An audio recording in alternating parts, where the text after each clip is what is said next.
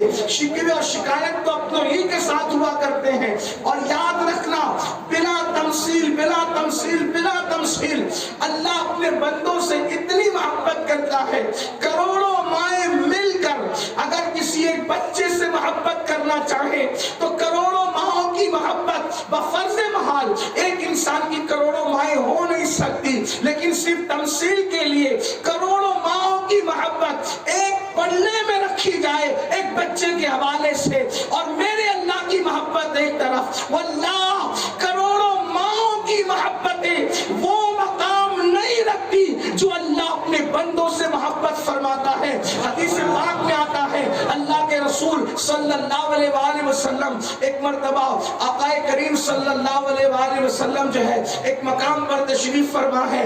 ایسے میں ایک خاتون کا بچہ گم ہو جاتا ہے، ایک عورت کا بچہ گم ہو جاتا ہے، اور وہ اپنے بچے کو تلاش کرتی ہے. اپنے بچے کو تلاش کرتے کرتے کرتے کرتے ایک بچہ جو ملتا ہے وہ اسی کو پکڑ کر دودھ پلانے لگتی ہے. اللہ اکبر. میرے آقا علیہ السلام نے اس ماں کی تڑپ کو دیکھا، اس ماں کی ممتا کو دیکھا، اس ماں کی بے چینی کو دیکھا تو اللہ کے حبیب علیہ السلام ارشاد فرماتے ہیں بتاؤ اے میرے صحابہ بتاؤ. اس حدیث کے راوی سیدنا فاروق اعظم رضی اللہ تعالیٰ عنہ ہیں. حضرت سیدنا عمر ابن خطاب فرماتے ہیں اللہ کے رسول نے اس ماں کی ممتا کی تڑپ کو دیکھا، اس ماں کی محبت کے انداز کو دیکھا، اس ماں کی محبت کے پیار کو دیکھا تو اللہ کے رسول نے فرمایا اے میرے صحابہ بتاؤ کیا یہ ماں اپنے بچے کو اگر مل جائے تو کیا آگ میں پھینکے گی؟ کیا آگ میں پھینکے گی؟ تو صحابہ کرام نے عرض کیا یا رسول اللہ اس کا آگ میں پھینکنا تو دور کی بات، اگر اس کا بچہ خود آگ میں جانا چاہے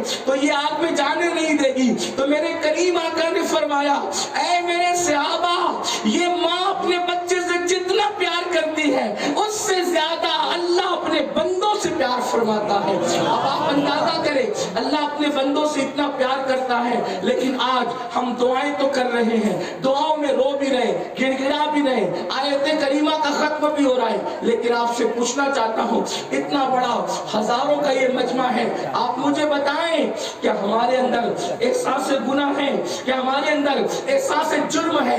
ہم نے نماز استسقاء کو، دعاؤں کی محفلوں کو رسم تو بنایا ہے، کیا ہمارے اندر احساس گناہ ہے؟ بتائیں ہم اتنے گناہ کر رہے ہیں، کیا اس محفل میں ہے کوئی بندہ جو یہ سوچے کہ میرے جرائم کی وجہ سے، میرے پاپ کی وجہ سے، میرے گناہوں کی وجہ سے اللہ نے بارش روک لی ہے، اس کا مجرم کون ہے؟ اس کا کون مجرم ہے؟ کون ذمہ دار ہے؟ اللہ کے رسول صلی اللہ علیہ وآلہ وسلم فرماتے ہیں جب بارش رک جاتی ہے اور قحط پڑتا ہے، پانی کی قلت آ جاتی ہے تو کیڑے مکوڑے، چرند پرند، جانور آپس میں اللہ سے عرض کرتے ہیں اللہ ان انسانوں کی وجہ سے ہم سے بارش روک لی گئی ہے، ان انسانوں کے گناہوں کی نحوست کی وجہ سے ہم سے بارش روک لی گئی ہے. یعنی کہ اندازہ کرو میرے بھائیوں کیڑے اور مکوڑے بھی انسان سے اس وقت نفرتوں کا اظہار کرتے ہیں کہ زنا تم کرتے ہو، بدکاریاں تم کرتے ہو، سود تم کھاتے ہو، عورتوں پہ پاپ کی نظریں تم ڈالتے ہو، حرام دھندے تم کرتے ہو، اور جرائم کے اڈے تم آباد کرتے ہو، اور تمہاری وجہ سے پوری مخلوق پریشان رہتی ہے. اللہ کے بندو گناہ کا احساس بہت بڑی چیز ہے، یاد رکھنا. آج یہ باتیں ہوتی ہیں کہ اتنی دعائیں ہو رہی ہے بارش کیوں نہیں ہو رہی؟ دعا کرنے والوں کا قصور نہیں، دعا پہ آمین کہنے والوں کا قصور نہیں. اصل بات یہ ہے کہ ہم دعا کرنے سے پہلے جو کام کرنا چاہیے وہ نہیں کر رہے. مثال کے طور پر اگر ڈاکٹر کوئی بیمار پڑ جائے اور ڈاکٹر اس کو کہہ دیکھو کہ یہ دوا لے جاؤ اور دوا کھانا اور ان چیزوں سے پرہیز کرنا، اچھے ہو جاؤ گے. اب آپ سے میں پوچھنا چاہتا ہوں اگر بندہ دونوں میں سے کوئی ایک کام چھوڑ دے، دوا کھائے پرہیز نہ کرے، یا پرہیز کرے دوا نہ کھائے، کام اس کا بنے گا؟ نہیں بنے گا. یہی ہمارا حال ہے. کیا حال ہے کہ ہم لوگ دعا کر رہے ہیں لیکن دعا سے پہلے کیا کرنا چاہیے؟ احساس گناہ کی میں مجرم ہوں اور میں نے جرم کیا ہے اور میرا اللہ ناراض ہو گیا. میں بھی اور آپ ہم سب، کوئی بندہ معصوم نہیں ہے اس محفل میں. انبیاء کے سوا اللہ کی مخلوق میں کوئی معصوم نہیں ہے. گناہ سب سے ہو سکتے ہیں، گناہ کوئی بھی کر سکتا ہے، لیکن یاد رکھنا ایک بات اچھی طرح، گناہ پہ اڑے اور ڈٹے رہنا شیطان کا کام. اور گناہوں سے محفوظ رہنا، پاک رہنا، معصوم رہنا فرشتوں کا کام، وہ ہمیشہ گناہوں سے محفوظ ہے، اور شیطان ہمیشہ گناہوں کے اندر ڈوبا ہوا ہے۔ حضرت انسان کی شان یہ ہے کہ اس سے گناہ ہوتا تو ہے لیکن وہ گناہ پہ اڑا نہیں رہتا، گناہ پہ ڈٹا نہیں رہتا، احساس کرتا ہے۔ آئیے ایک حدیث پڑھوں احساس گناہ کے حوالے سے، احساس جرم کے حوالے سے، اور بات پھر ختم کرتے، پھر دعا کرتے۔ دیکھو احساس، ہم لوگ جب بھی تقریریں ہوتی، واعظ و نصیحت ہوتی ہے تو امیر القادری سوچتا ہے کہ یہ تقریر فلاں کے لیے ہو رہی، فلاں سوچتا ہے وہ فلاں کے لیے، وہ فلاں سوچتا ہے وہ فلاں کے لیے، یعنی کہ ہر آدمی اپنے آپ کو ولی، کتب، غوث، ابدال اور نیک پرہیزگار پتہ نہیں کیا کیا سمجھ بیٹھا ہے، حالانکہ ہے ہم سب گنہگار۔ اور یہ سمجھنا چاہیے کہ اللہ کی مخلوق میں سب سے بڑا کوئی مجرم ہے تو میں ہوں، انسان کو یہ سمجھنا چاہیے۔ جو اپنے آپ کو نیک سمجھے اس سے بڑا بدکار کوئی نہیں، اس سے بڑا مجرم کوئی نہیں، اس سے بڑا نکما کوئی نہیں۔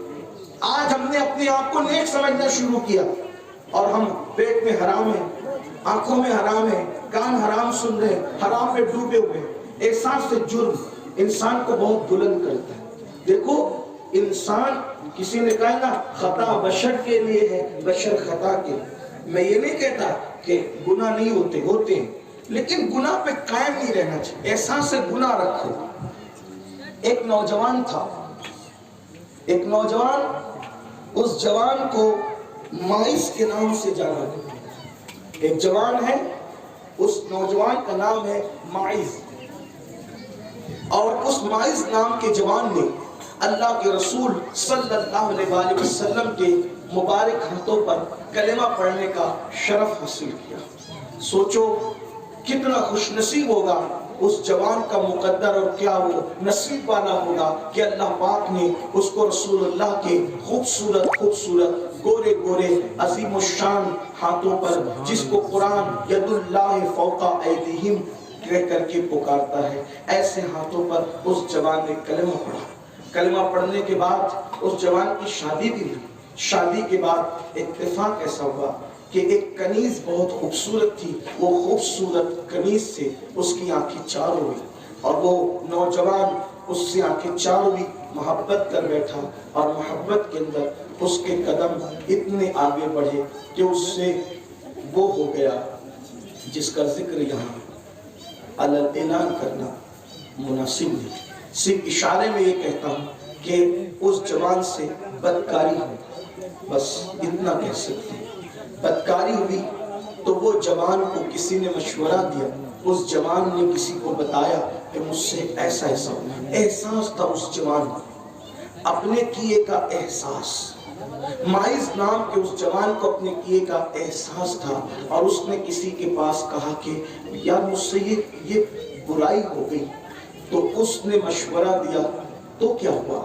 ہمارے درمیان جان عبادت، جان ایمان، سید العالمین، قائد المرسلین، محمد الرسول اللہ، اللہ کے محبوب جلوگر ہیں، میرے آقا کی موجودگی ہے، چلو وہاں چل کر اپنے گناہ کا اعتراف کر لو، اقبال جرم کر لو۔ جب تم اپنے گناہ کا اعتراف کر لو گے ہو سکتا ہے کہ کام بن جائے۔ مائز نام کا وہ جوان آتا ہے، اور آنے کے بعد اس جوان نے اللہ کے سچے صادق و مصدوق نبی صلی اللہ علیہ وسلم سے عرض کیا، یا رسول اللہ صلی اللہ علیہ وآلہ وسلم، میرے ماں باپ آپ پر قربان آقا، یا رسول اللہ مجھ سے بدکاری ہو گئی، میں نے ایک لڑکی سے، ایک کنیز سے زنا کر لیا ہے۔ اللہ کے رسول علیہ السلام نے اس سے چہرہ پھیر، توجہ کر، احساس، کسی گناہ کے جرم کے کرنے کا احساس انسان کو چھوٹا نہیں بلکہ بڑا کرتا ہے۔ اور اللہ کے رسول علیہ السلام کی عادت کریمہ دیکھیں، سب غور سے سنیں، کیونکہ ہم سب مجرم، کوئی نہ کوئی کہیں نہ کہیں مجرم ہے۔ کوئی جھوٹ بولنے کا مجرم، کوئی غیبت کرنے کا مجرم، کوئی چگلی کرنے کا مجرم، یعنی یہاں کوئی بھی بندہ زمین کے اوپر ایسا نہیں ہے کہ ہم اس کو کلین چٹ دے سکیں۔ اللہ کے رسول علیہ السلام سے اس نے کہا، حضور مجھ سے ایسا ایسا ہو گیا۔ میرے کریم آقا نے اس جوان سے اپنا منہ پھیر کر کہا، جا جا جا توبہ کر، توبہ کر۔ اللہ کے رسول علیہ السلام نے فرمایا، جا توبہ کر، یہ باتیں نہ کر۔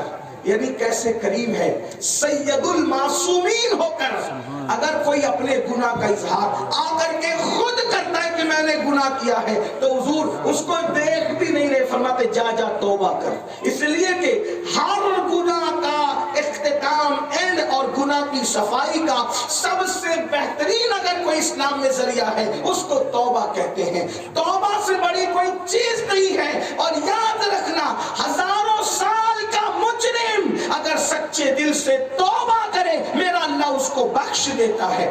اللہ کا وعدہ ہے کہ گناہ سے توبہ کرنے والے ایسے ہیں جیسے انہوں نے گناہ کیا ہی نہیں۔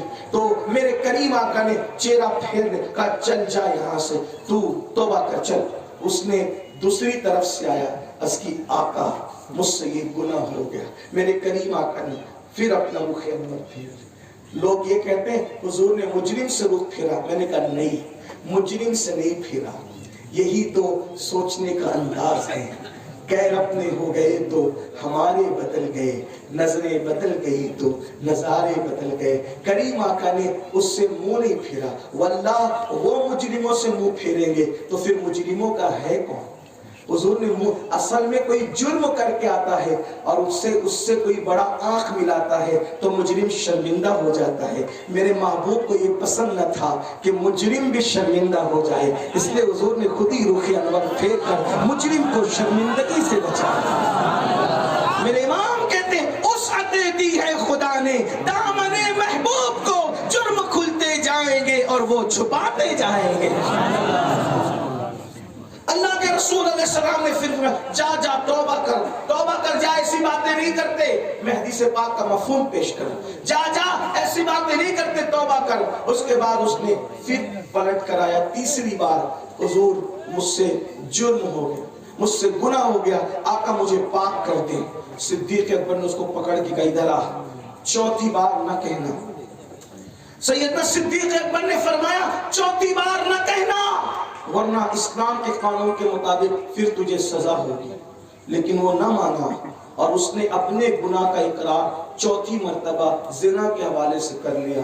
تو اللہ کے رسول علیہ السلام نے جس شخص نے مشورہ دیا تھا، جس ہستی نے کہ چلو حضور کو یہ بات بتاؤ، تو ان کا نام روایتوں میں حزال آتا ہے، تو ان کو کہا کہ تو نے کیوں اس کو جو ہے وہ اپنے گناہ کا اظہار کرنے کا مشورہ دیا؟ ارے یہ پردہ پڑا تھا تو پردہ پڑے رہنے دیتا۔ پھر اس کے بعد 4 بار بھی اس جوان نے گناہ کا اقرار کر لیا، تو میرے آقا نے اب اس پہ کیسے پردہ ڈالا؟ انداز کرے ان کے گناہ چھپانے کے اندازے کو۔ اللہ اکبر۔ حضور علیہ السلام نے فرمایا اے میرے صحابہ، کہیں یہ شراب پی کر کے تو نشے میں ایسی باتیں نہیں کر رہا ہے، اس کا منہ سونگو۔ تو لوگوں نے منہ سونگا، حضور یہ شراب اس نے نہیں پی ہے۔ پھر فرمایا کہیں یہ دیوانہ تو نہیں ہے، دیوانگی کے اندر ایسی باتیں کر رہا ہے، کہیں دیوانگی میں تو یہ باتیں نہیں کہہ رہا ہے۔ تو لوگوں نے مشورہ دیا، حضور ہم نے اس کو کبھی دیوانگی پر نہیں دیکھا۔ آقا نے فرمایا کہ تیری شادی ہو گئی؟ ہاں میری شادی ہو گئی۔ آقا علیہ السلام نے فرمایا اب چونکہ پردہ پڑا تھا تو اس نے خود اٹھا دیا، جاؤ اس کو لے جاؤ اور اسلام کے قانون کے مطابق اس کو سنگ سار کر دو۔ لوگ لے گئے اور جب پتھر سے مارنے لگے تو مائز نے یوں ہاتھ اٹھایا اور عرض کیا، کہنے لگے مائز کہنے لگے رکو مجھے اللہ کے رسول کے پاس لے چلو، مجھے حضور کے پاس لے چلو، میں حضور سے کچھ بات کرنا چاہتا ہوں۔ تو ان لوگوں نے کہا نہیں، حضور کا حکم ہے پورا کریں گے۔ مائز بھاگتے رہے، پتھر برستے رہے، بالآخر مائز کا انتقال ہو گیا۔ تو اللہ کے رسول علیہ السلام نے جب مائز کا انتقال ہوا تو صحابہ کرام نے اس کی آقا مائز کو جب سنگ سار کیا جا رہا تھا وہ بھاگ رہے تھے اور کہتے تھے مجھے حضور کے پاس لے چلو۔ فرمایا جب آنا چاہتا تھا تو آنے کیوں نہیں دیا؟ ارے آ جاتا، بچ جاتا، جان بچ جاتی، یہاں آ کر توبہ کر لیتا، اس کا کام ہو جاتا۔ لیکن بہرحال انتقال ہوا۔ تو جانتے ہیں کیا ہوا؟ واللہ اب یہاں میں عرض کروں، کروڑوں اولیاء کا تقدس اپنی جگہ پر، لیکن مائز کا مقدر اپنی جگہ پر۔ اس مائز کے جنازے پر اللہ کے رسول خود تشریف لائے اور حضور نے فرمایا اس کا جنازہ میں خود پڑھاؤں گا۔ کیوں؟ احساس جرم تھا انسان کو، ایسے میں نے کچھ کیا ہے، جرم کا احساس تھا۔ یہاں کروڑوں توبہ کی اور توبہ پھر توڑی، توبہ پر توبہ، توبہ یہ کیا ہے؟ وہاں ایک ہی احساس ہے جرم کا احساس. اللہ کے رسول نے فرمایا میں خود اس کا جنازہ پڑھاؤں گا. تو کسی نے عرض کی حضور ایسے مجرموں کا جنازہ بھی اللہ کے رسول پڑھائیں گے؟ تو حضور علیہ السلام نے جو فرمایا, میرے نبی نے فرمایا واللہ اس مائز نے ایسی توبہ کی ہے احساس ندامت کے ساتھ کہ اگر اس کی توبہ پوری امت پہ تقسیم کر دی جائے تو پوری امت کو اللہ جنت عطا فرما دے. مطلب یہ استغفار پڑھنے سے صرف کام نہیں چلے گا. لا الہ الا اللہ, لا الہ الا انت سبحانک انی کنت من الظالمین زبان سے پڑھنے سے کام نہیں چلے گا. آپ مجھے بتائیں معذرت کے ساتھ, ہر زبان پر تو لا الہ الا انت سبحانک انی کنت من الظالمین ہے 1.25 لاکھ پڑھی جا رہی ہے, اور جو موبائل جیب میں رکھ کر کے لا الہ الا انت پڑھ رہے ہو اس موبائل کے اندر زنا کی تصویریں موجود ہیں, اس موبائل کے اندر جو ہے وہ لڑکیوں کی تصویریں موجود ہیں جس سے ناجائز تعلقات ہیں, ناجائز دوستی ہے, ان کے فون ریکارڈ موجود ہیں جن کے ساتھ ناجائز تعلقات ہیں. بتاؤ یہ لا الہ الا انت سبحانک انی کنت من الظالمین پڑھنا کیسے کام آئے گا؟ اللہ اکبر. اس کا مطلب یہی تو ہے کہ زبان پہ لا الہ الا اللہ ہے اور دل کے اندر گناہوں کے بت بسے ہوئے ہیں. زبان پہ لا الہ الا اللہ ہے, آنکھوں میں جو ہے وہ گناہوں کے بت بسے ہوئے ہیں. مسلمانوں یاد رکھو, اللہ کے سچے بندے بن کر کے خدا کی بارگاہ میں احساس ندامت کے ساتھ, احساس جرم کے ساتھ اللہ کی بارگاہ میں سچی توبہ کرو. اللہ باران رحمت کا نزول فرمائے گا. اللہ کا وعدہ ہے قرآن میں, اللہ پاک ارشاد فرماتا ہے وَقُلْتُ اسْتَغْفِرُوا إِنَّهُ كَانَ غَفَّارًا. اللہ رب العزت اے محبوب آپ فرما دے کہ اللہ کی بارگاہ میں توبہ کرو کہ وہ گناہوں کو معاف کرنے والا ہے. وَيُرْسِلُ السَّمَاءَ عَلَيْكُمْ مِدْرَارًا, اور جب تم توبہ کرو گے تو اللہ تعالیٰ تمہاری توبہ کی برکت سے سراٹے کی بارش, زور کی بارش نازل فرمائے گا. میرے آقا علیہ الصلوۃ والتسلیم کے پیارے دیوانوں, اللہ قرآن میں وعدہ کر چکا ہے لیکن توبہ کے تقاضے پورے نہیں ہو رہے ہیں. دعا کرنے والوں کا قصور نہیں, آمین کہنے والوں کا قصور نہیں, قصور ہمارا ہے.